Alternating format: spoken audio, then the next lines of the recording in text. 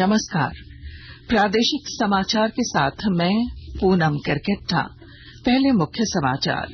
प्रधानमंत्री नरेंद्र मोदी कल संयुक्त अरब अमीरात के राष्ट्रपति शेख मोहम्मद बिन जायद अल नाहयान से करेंगे विचार विमर्श। ऊर्जा, खाद्य सुरक्षा और रक्षा जैसे महत्वपूर्ण क्षेत्रों में सहयोग बढ़ाने पर होगी चर्चा। झारखंड विधानसभा का मॉनसून सत्र 28 जुलाई से 4 अगस्त तक। 31 जुलाई को वित्त वर्ष 2023-24 का प्रथम अनुपूरक बजट किया जाएगा पेश। निलंबित चीफ इंजीनियर वीरेंद्र राम पर अब भ्रष्टाचार निरोधक ब्यूरो ने आय से अधिक संपत्ति रखने के मामले में किया जाएगा केस दर्ज। और वित्त मंत्री रामेश्वर उरांव ने की 1 महीने तक चलने वाले जन्म मृत्यु निबंधन के विशेष जागरूकता अभियान की शुरुआत। और अब समाचार विस्तार से। प्रधानमंत्री नरेंद्र मोदी कल संयुक्त अरब अमीरात की यात्रा पर रहेंगे। श्री मोदी की संयुक्त अरब अमीरात की इस 5वीं यात्रा से दोनों देशों के बीच संबंध और सुदृढ़ होंगे।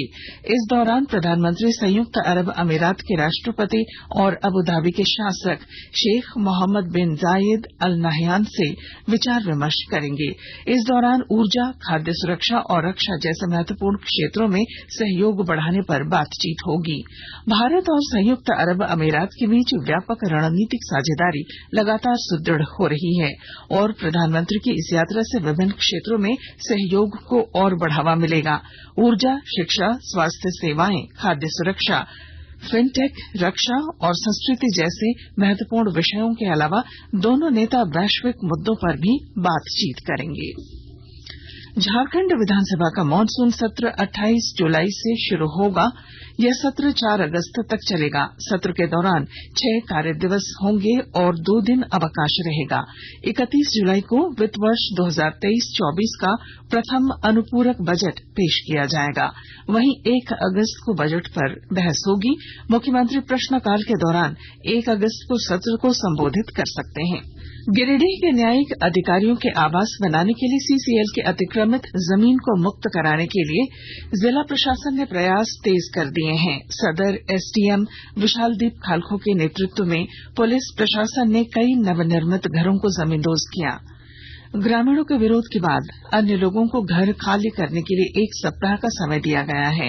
सदर प्रखंड के महेश लुंडी गांव में जिला प्रशासन और सीसीएल प्रबंधन ने ज्वाइंट ऑपरेशन चलाकर स्थानीय लोगों द्वारा किए गए सीसीएल के अतिक्रमित जमीन को मुक्त कराया।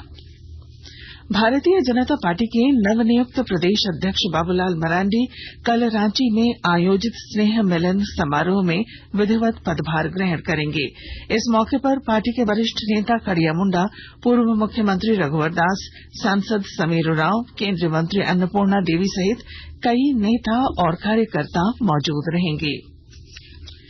प्रधानमंत्री रोजगार मेले की 7वीं कड़ी का आयोजन 27 जुलाई को किया जाएगा।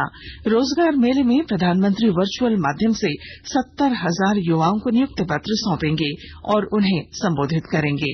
रांची स्थित सीसीएल मुख्यालय में आयोजित नियुक्ति पत्र वितरण कार्यक्रम के दौरान केंद्रीय मंत्री, एमपी, एमएलए उपस्थित रहेंगे।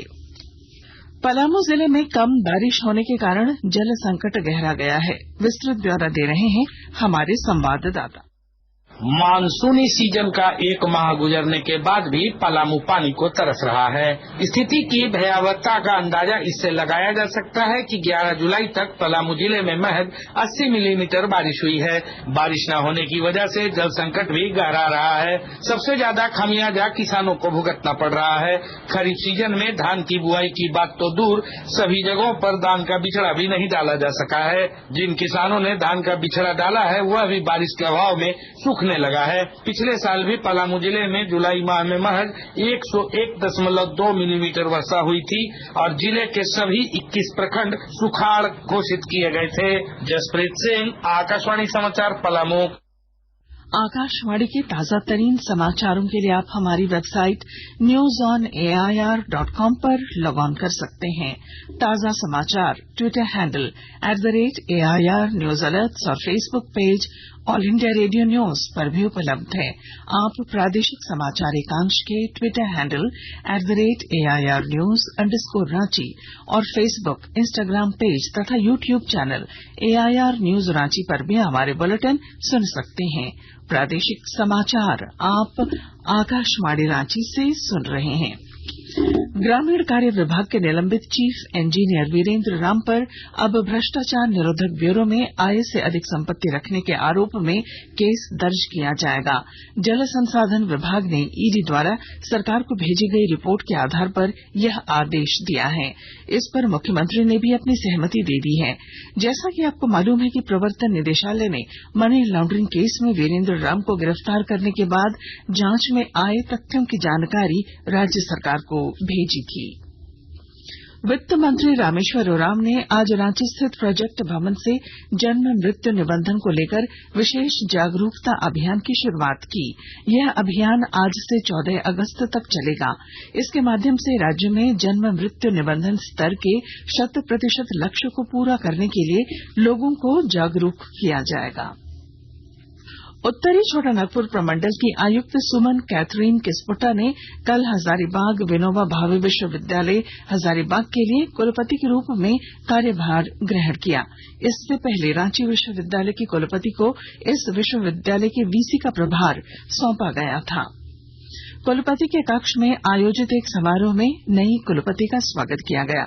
सुमन कैथरीन किस्पोट्टा 27 जून को उत्तरी छोटानागपुर के रूप में उन्होंने अपना योगदान दिया। जमशेदपुर में गोलमुरी पुलिस ने चोरी की 4 स्कूटी के साथ 3 आरोपियों को गिरफ्तार किया है। थाना प्रभारी राजीव रंजन ने बताया कि 1 मई को मुस्लिम बस्ती निवासी फिरदौस अहमद की स्कूटी चोरी कर ली गई थी। फिरदौस के बयान पर प्राथमिकी दर्ज कर इसकी जांच शुरू की गई। जांच के दौरान मोहम्मद इस्माइल को गिरफ्तार किया गया। उसके पास से 2 स्कूटी बरामद की गई। इस्माइल से पूछताछ के बाद 2 अन्य आरोपियों को भी गिरफ्तार किया गया है। सतीश धवन अंतरिक्ष केंद्र श्रीहरिकोटा के दूसरे लॉन्च पैड से आज तीसरे चंद्रयान मिशन के प्रक्षेपण की सभी तैयारियां कर ली गई हैं। प्रक्षेपण की उलटी गिनती आज दोपहर बाद लगभग 2:35 पर समाप्त हो जाएगी। तीसरे चंद्रयान मिशन के प्रक्षेपण की सफलता न केवल भारत के लिए बल्कि पूरे विश्व के लिए महत्वपूर्ण है, क्योंकि इस मिशन से मिलने वाली महत्वपूर्ण जानकारी विश्व स्तर पर भविष्य के अंतरिक्ष कार्यों के लिए उपयोगी होगी।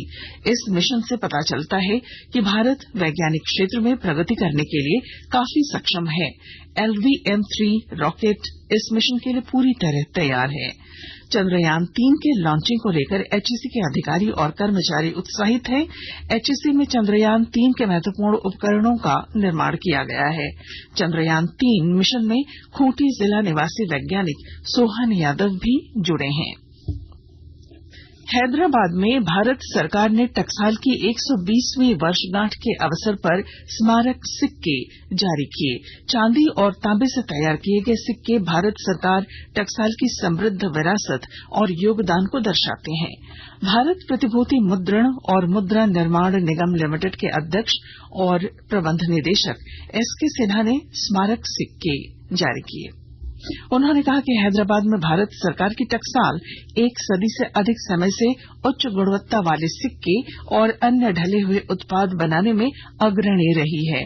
उन्होंने कहा कि सटीकता, शिल्प कौशल और तकनीकी प्रगति के कारण यह देश की महत्वपूर्ण टकसालों में से एक है। और अब बुलेटिन के आखिर में मुख्य समाचार एक बार फिर। प्रधानमंत्री नरेंद्र मोदी कल संयुक्त अरब अमीरात के राष्ट्रपति Sheikh Mohammed bin Zayed Al Nahyan से करेंगे विचार विमर्श।